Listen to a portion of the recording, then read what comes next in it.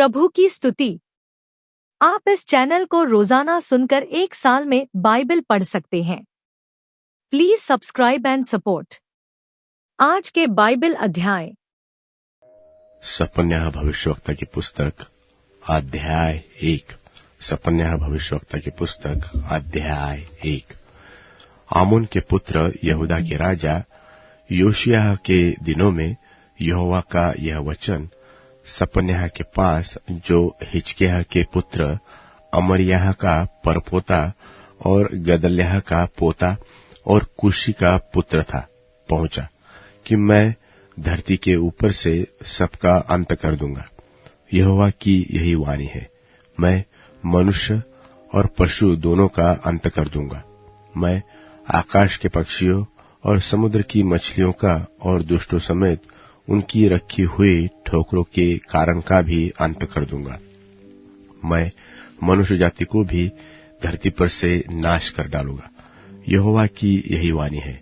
और मैं यहूदा पर और यरूशलेम के सब रहने वालों पर हाथ उठाऊंगा और इस स्थान में बाल के बचे हुओं को और याजकों समेत देवताओं के पुजारियों के नाम को नाश कर दूंगा।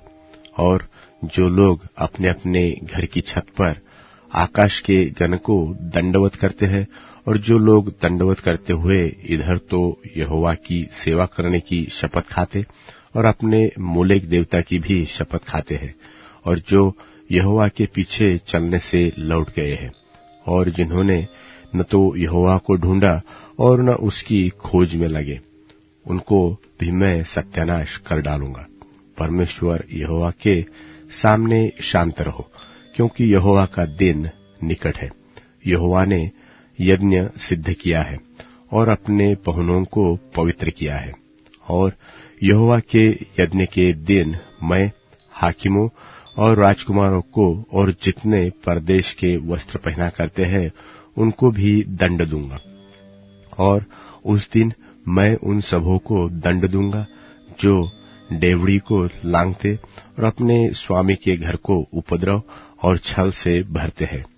और यहोवा की यह वाणी है कि उस दिन मछली फाटक के पास चिल्लाहट का और नए टोले मिशनाह में हाहाकार का और टीलों पर बड़े धमाके का शब्द होगा। हे मकतेश के रहने वालों, हाय हाय करो, क्योंकि सब व्यापारी मिट गए।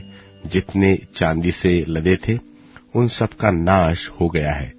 उस समय मैं दीपक लिए हुए यरूशलेम में ढूंढ ढांड करूंगा, और जो लोग दाख मधु के तलछट तथा मैल के समान बैठे हुए मन में कहते हैं कि यहोवा न तो भला करेगा और न बुरा, उनको मैं दंड दूंगा।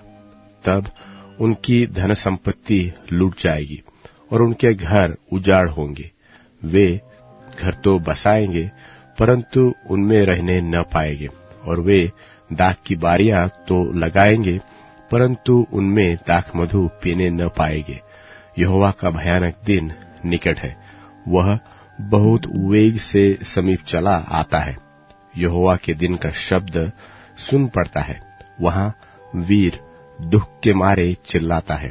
वह रोष का दिन होगा, वह संकट और सकेती का दिन, वह उजाड़ और उधेड़ का दिन, वह अंधेर और घोर अंधकार का दिन, वह बादल और काली घटा का दिन होगा।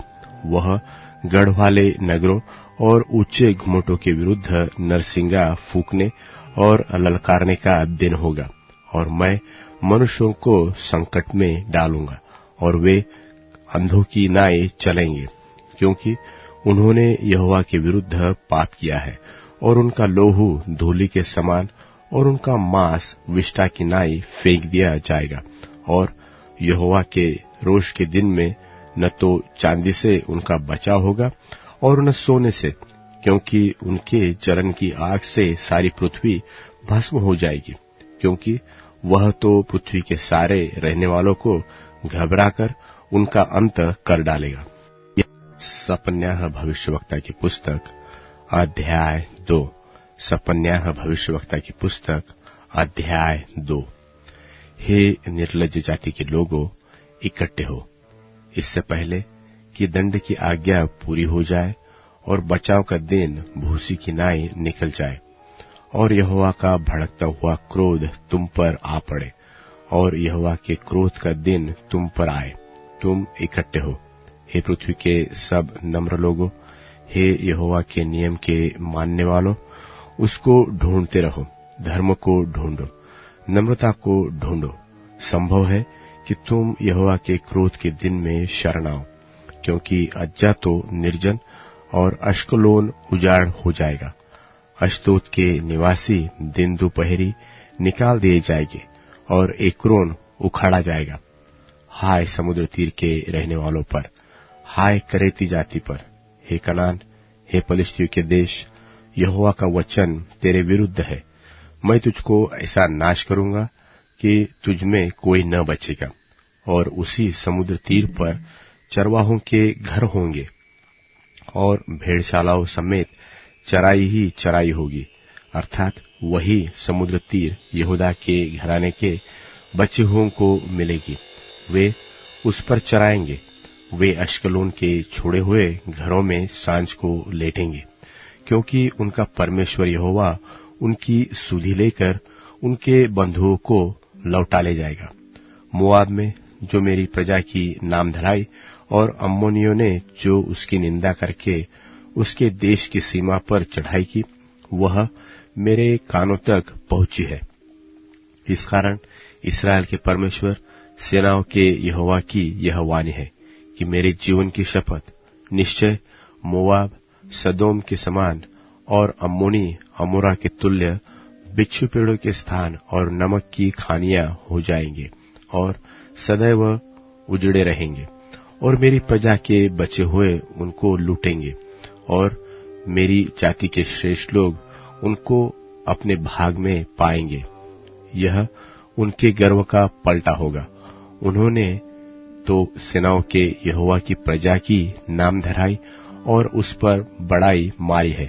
यहोवा उनको डरावना दिखाई देगा, वह पृथ्वी भर के देवताओं को भूखों मार डालेगा, और अन्य जातियों के सब द्वीपों के निवासी अपने अपने स्थान से उसको दंडवत करेंगे। हे कुशियों, तुम भी मेरी तलवार से मारे जाओगे। वह अपना हाथ उत्तर दिशा की ओर बढ़ाकर अश्शूर को नाश करेगा, और निनवे को उजाड़कर जंगल के समान निर्जल कर देगा, और उसके बीच में झुंड के सब जाति के वन पशु झुंड के झुंड बैठेंगे, और उसके खंभों की कंगनियों पर धनेश और शाही दोनों रात को बसेरा करेंगे, और उसकी खिड़कियों में बोला करेंगे। उसकी डेवड़ियां सुनी पड़ी रहेगी, और देवदार की लकड़ी उघारी जाएगी। यह तो वही नगरी है जो मगन रहती और नीडर बैठती रही थी और सोचती थी कि मैं ही हूँ और मुझे छोड़ कोई है ही नहीं, परंतु अब यह उजाड़ और वन पशुओं के बैठने का स्थान बन गई है, यहाँ तक कि जो कोई इसके पास होकर चले वह ताली बजाएगा और हाथ हिलाएगा। सपन्याह भविष्यवक्ता की पुस्तक अध्याय 3। सपन्याह भविष्यवक्ता की पुस्तक अध्याय 3। हाय बलवा करने वाली और अशुद्ध और अंधेर से भरी हुई नगरी पर, उसने मेरी नहीं सुनी, उसने ताड़ना से भी नहीं माना, उसने यहोवा पर भरोसा नहीं रखा, वह अपने परमेश्वर के समीप नहीं आई। इसके हाकिम गरजने वाले सिंह ठहरे, इसके न्याय सांझ को अहेर करने वाले हुंडार है, जो बिहान के लिए कुछ नहीं छोड़ते। इसके भविष्यवक्ता फुहर बकने वाले और विश्वासघाती है। इसके याजकों ने पवित्र स्थान को अशुद्ध और व्यवस्था के खींच-खाच की है। यहोवा जो उसके बीच में है वह धर्मी है, वह कुटिलता न करेगा। वह अपना न्याय प्रति भोर प्रकट करता है, चूकता नहीं, परंतु कुटिल जन को लज्जा आती नहीं। मैं अन्य जातियों को नाश करता हूँ, यहाँ तक कि उनके कोने वाले गुम्मट उजड़ गए। मैंने उनकी सड़कों को सुनी किया, यहाँ तक कि कोई उन पर नहीं चलता। उनके नगर यहाँ तक नाश हुए कि उनमें कोई मनुष्य वरन कोई भी प्राणी नहीं रहा। मैंने कहा, अब तो तू मेरा भय मानेगी और मेरी ताड़ना अंगीकार करेगी, जिससे उसका धाम उस सब के अनुसार जो मैंने ठहराया था नाश न हो, परंतु वे सब प्रकार के बुरे बुरे काम यत्न से करने लगे। इस कारण यहोवा की यह वाणी है कि जब तक मैं नाश करने को न उठूं, तब तक तू मेरी बाट जोहते रहो। मैंने यह ठाना है कि जाति जाति के और राज्य राज्य के लोगों को मैं इकट्ठा करूंगा कि उन पर अपने क्रोध की आग पूरी रीति से भड़काऊं, क्योंकि सारी पृथ्वी मेरी जलन की आग से भस्म हो जाएगी। और उस समय मैं देश देश के लोगों से एक नई और शुद्ध भाषा बुलवाऊंगा कि वे सब के सब यहोवा से प्रार्थना करें और एक मन से कंधे से कंधा मिलाए हुए उसकी सेवा करें। मेरी तितर बित्तर की हुई प्रजा मुझसे विनती करती हुई मेरी भेंट बनकर आएगी। उस दिन क्या तू अपने सब बड़े से बड़े कामों से, जिन्हें करने से तू मुझसे फिर गई, लज्जित न होगी? उस समय तो मैं तेरे बीच से सब फूले हुए घमंडियों को दूर करूंगा और तू मेरे पवित्र पर्वत पर फिर कभी अभिमान न करेगी। और मैं तेरे बीच में दीन और कंगाल लोगों का एक दल बचा रखूंगा और वे यहोवा के नाम की शरण लेंगे।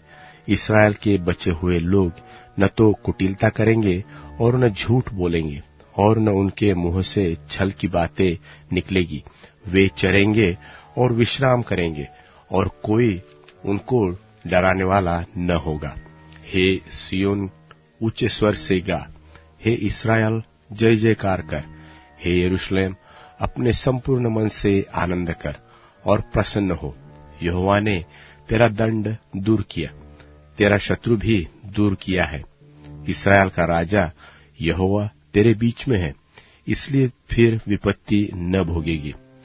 उस समय यरूशलेम से यह कहा जाएगा कि मत डर, और सियोन से यह कि तेरे हाथ ढीले न पड़ने पाए।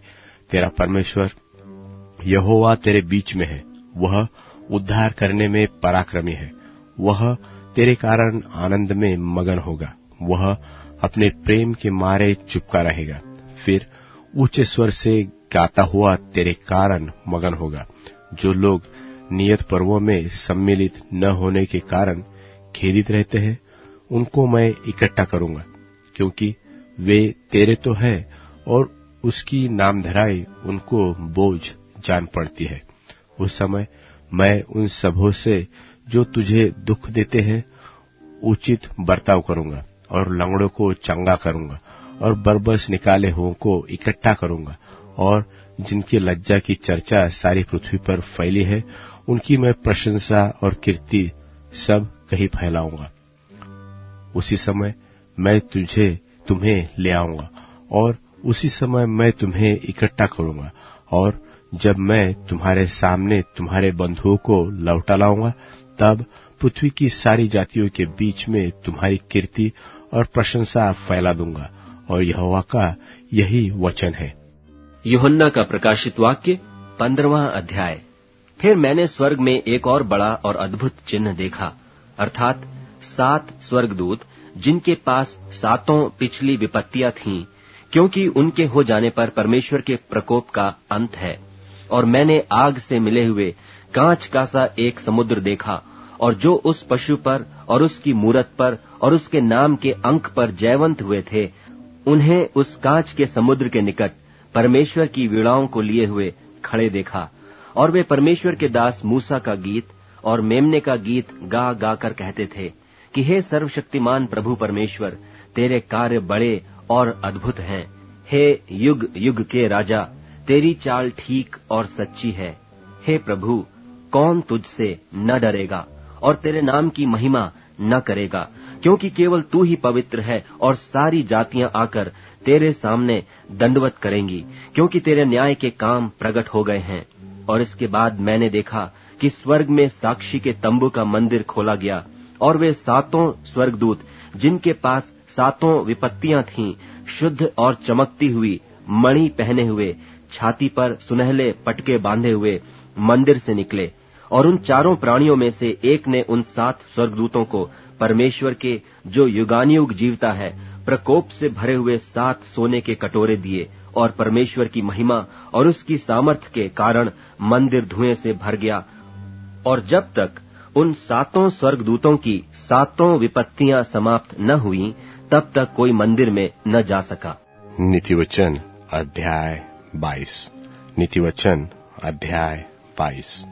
बड़े धन से अच्छा नाम अधिक चाहने योग्य है, और सोने चांदी से औरों की प्रसन्नता उत्तम है।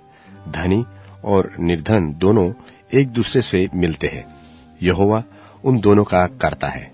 चतुर मनुष्य विपत्ति को आते देखकर छिप जाता है, परंतु भोले लोग आगे बढ़कर दंड भोगते हैं। नम्रता और यहोवा के भय मानने वाले का फल धन, महिमा और जीवन होता है। टेढ़े मनुष्य के मार्ग में कांटे और फंदे रहते हैं, परंतु जो अपने प्राणों की रक्षा करता वह उनसे दूर रहता है। लड़के को शिक्षा उसी मार्ग की दे जिससे उस पर चलना चाहिए, वह बुढ़ापे में भी उससे न हटेगा। धनी निर्धन लोगों पर प्रभुता करता है, और उधार लेने वाला उधार देने वाले का दास होता है। जो कुटिलता का बीज बोता है वह अनर्थ ही काटेगा, और उसके रोष का सोंगा टूटेगा।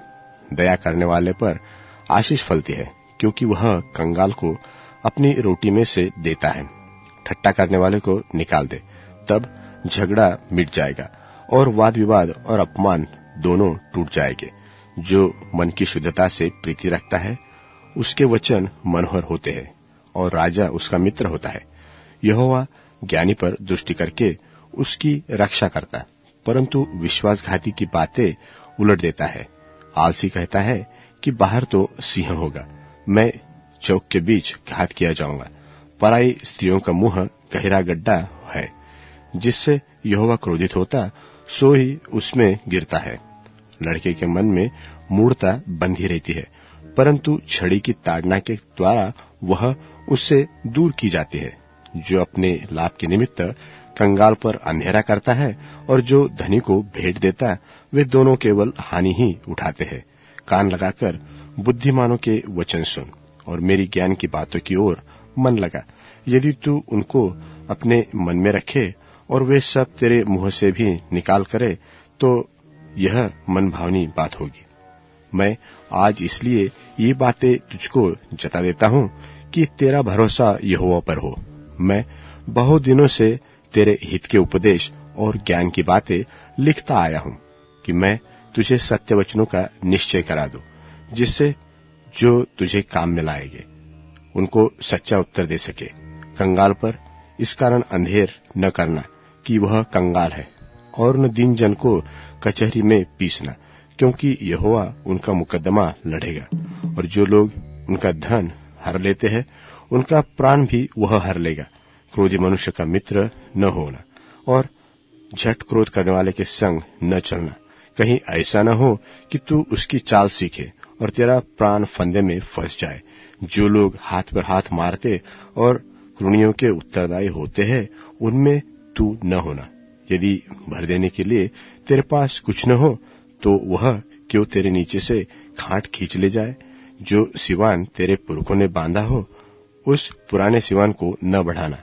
यदि तू ऐसा मनुष्य देखे जो कामकाज में निपुण हो, तो वह राजाओं के सन्मुख खड़ा होगा, छोटे लोगों के सन्मुख नहीं।